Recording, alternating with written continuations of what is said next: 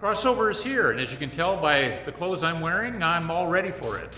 The House finally adjourned, and the legislature will not reconvene until next Wednesday.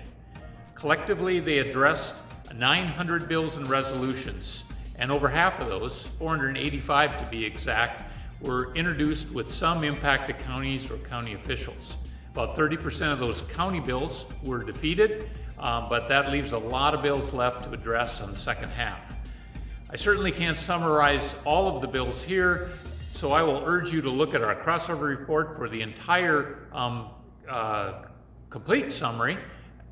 But I do want to talk about a couple of highlights as we've been blogging about the infrastructure bills. The three primary ones are still alive. They aren't really in the form we would like, but that is, as they go to the Senate, we hope we can work on those a lot.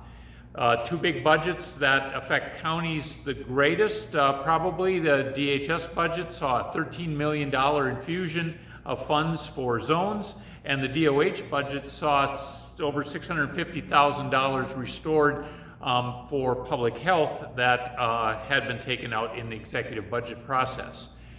County financing saw a lot of attention this session. Two very restrictive bills were killed. In the reverse, a bill that expands county bonding authority for roads was passed. So we will be giving you more information on that one as that one moves over to the Senate side.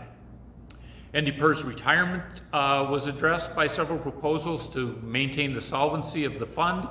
Many of the more aggressive ones were killed, but there is still one alive that would require a 0.5% of employer share and 0.5% of employee share based on salaries to move that fund towards solvency. Two concerning road policy issues were advanced by the Senate. Culvert Bill 2324 shifts control over stream crossing decisions, and another bill would permit the governor to use his emergency powers to allow for road trains. Both of these are very concerning to counties and will have to be addressed when they get to the House side.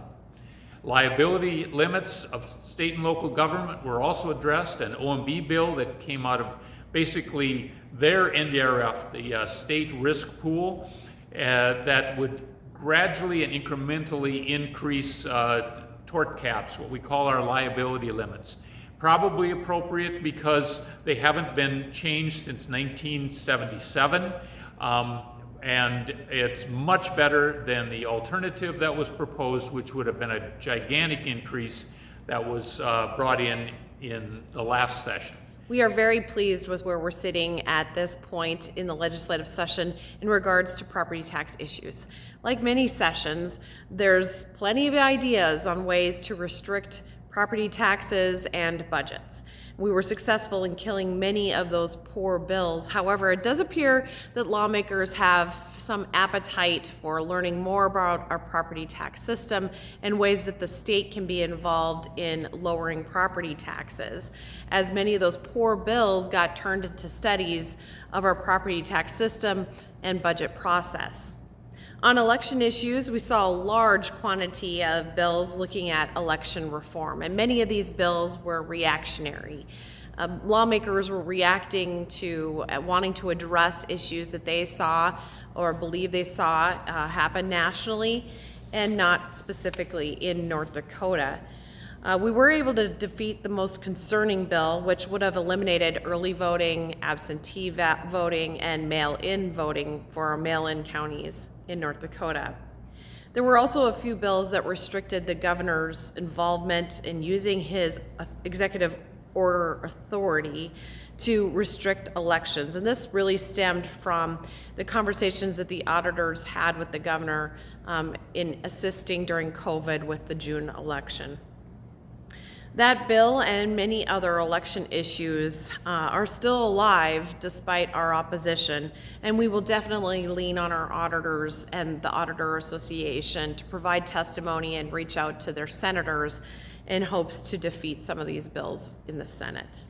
On the public safety side, our sheriffs were engaged in this first part of the session, and it really paid off. We were able to defeat or assist in amending several bills that could have been detrimental to public safety as well as hindering the sheriff's duty to serve. A few of these bills included prohibiting law enforcement from entering private property without permission, no bail for misdemeanor crimes, along with reducing the mandatory minimum sentences for violent offenders. In addition, some important public safety initiatives are marching forward and have passed the first chamber, including siren radios, the cost share for those, primary seatbelts, and the reimbursement of housing and medical costs for DOCR inmates that are sitting in our county facilities. And that's it for our legislative report. The short version, take a look at the long version, and get ready for the second half of the session. We're going to need your help even more, so stay tuned to our blogs, to our video posts, and to our alerts, because we will need your help to get the county priorities approved.